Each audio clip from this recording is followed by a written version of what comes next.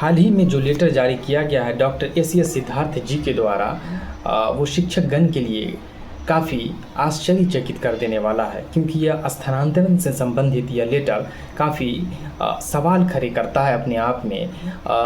ये सब समझने से पहले हम लोगों को ये समझना चाहिए कि आखिर इस लेटर में क्या है। तो पहले ये समझते हैं कि आखिर इस लेटर में क्या क्या कहा गया है और किस किस बिंदु पर गौर फिक्र करने की बात की गई है।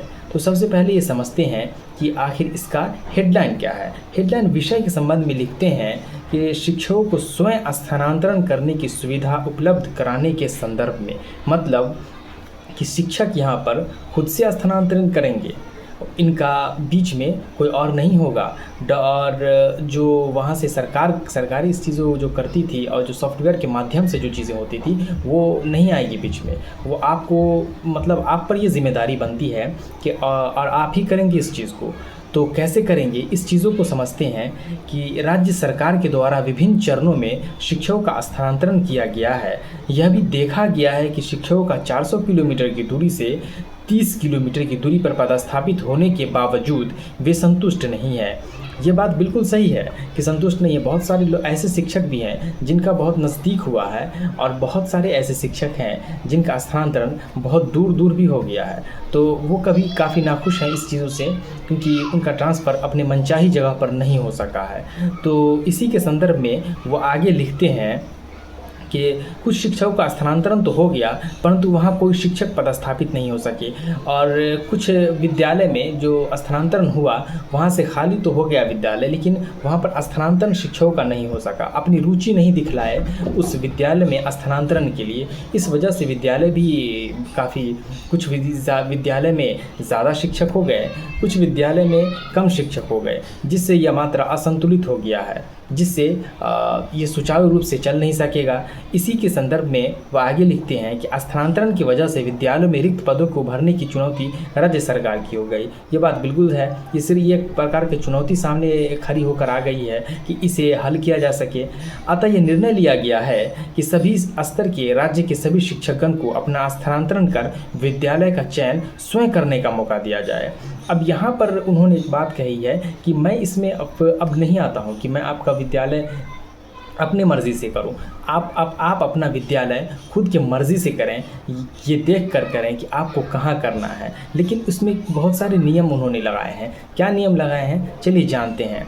अतः यह निर्णय लिया गया है कि सभी राज्य सरकार के सभी शिक्षकगण को अपना स्थानांतरण कर विद्यालय का चयन स्वयं करने का मौका दिया जाए। एक ही प्रकार के शिक्षक दो या दो से अधिक 10 शिक्षकों का समूह बनाकर उसे अपने बीच उन विद्यालयों और परिसरों के विशिष्ट शिक्षक से एवं विद्यालय अध्यापक तथा विषय या गणित के, भौतिक शास्त्र के और रसायन शास्त्र के इत्यादि के होंगे तथा परस्पर पदस्थापन उनके वर्तमान पदस्थापित विद्यालयों के बीच कर सकेंगे।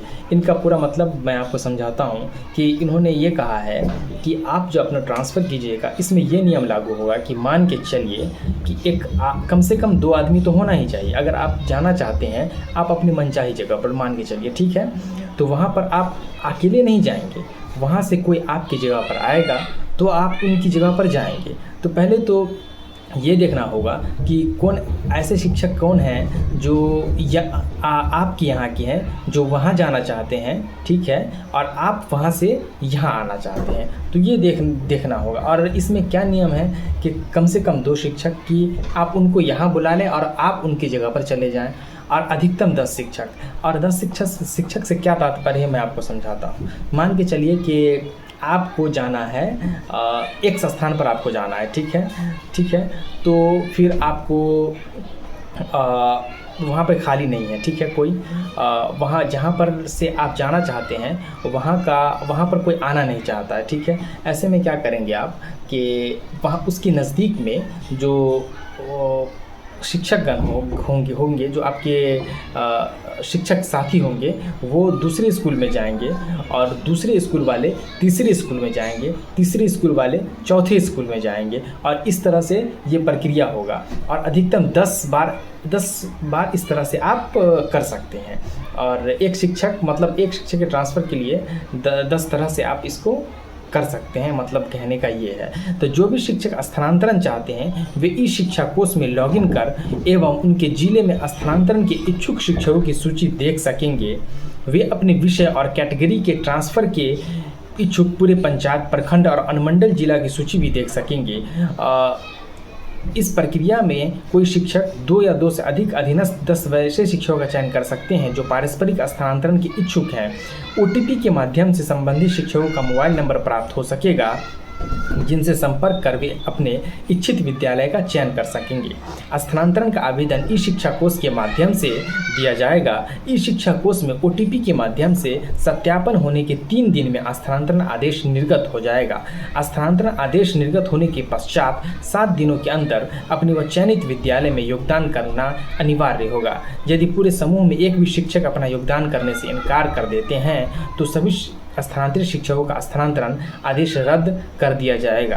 तो यहाँ पर समझने वाली बात ये है, सबसे पहले ये कि आप जो अपना समूह बनाएंगे और वो जो समूह होगा, जो अपना आपका जो ट्रांसफ़र होगा, ऐसा नहीं होगा कि आप मान के चलिए प्राइमरी के टीचर हैं और वो आप TGT के टीचर से अपना ट्रांसफ़र कर लेते हैं, ऐसा मुमकिन नहीं होगा।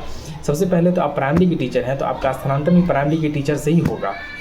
और आप रिप्लेस, मतलब इसको रिप्लेस समझिए कि आप कहीं पर जाते हैं तो कोई प्राइमरी का टीचर जाएगा तो कोई प्राइमरी का टीचर आएगा, और उसी सब्जेक्ट का भी विशेष सब्जेक्ट का होना चाहिए जिस सब्जेक्ट की में आप हो, जैसे मैथमेटिक्स हो गया, साइंस हो गया, सोशल साइंस हो गया, किसी विशेष सब्जेक्ट में तो उसी विशेष सब्जेक्ट का टीचर वहाँ होना चाहिए और विशेष सब्जेक्ट के टीचर से आपको रिप्लेस करना होगा अपने पद को, ठीक है। तो यहाँ पर ये कहने की बात की गई है। दूसरा ये कहा गया है कि मान के चलिए कि कोई आदमी ना कह देता है, चाहे वो ज़्यादा से ज़्यादा 10 है तो उसमें कोई भी अगर ना कह देता है तो उसे फिर निरस्त माना जाएगा, फिर वो ट्रांसफ़र रद्द कर दिया जाएगा। तो सभी को कन्वीनियंस करना भी एक मुश्किल काम है, यहाँ पर वो दिख रहा है। और 3 दिन में इन्होंने कहते हैं कि ये सत्यापन हो जाएगा। 7 दिनों के अंदर अपनी चयनित विद्यालय में योगदान करना अनिवार्य होगा।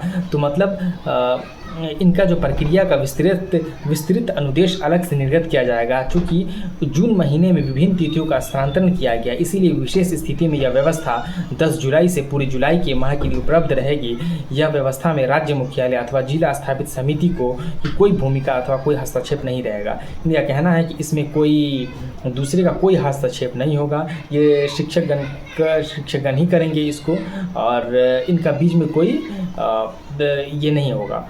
तो राज्य के सभी शिक्षक समूह अपने स्तर से ई शिक्षा कोष के माध्यम से परस्पर स्थानांतरण आदेश प्राप्त कर सकेंगे।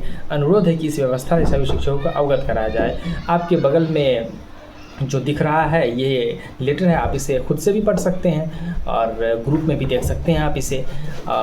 कोई सवाल हो तो आप ज़रूर कमेंट कीजिए, मैं उनका जवाब देने का कोशिश करूँगा।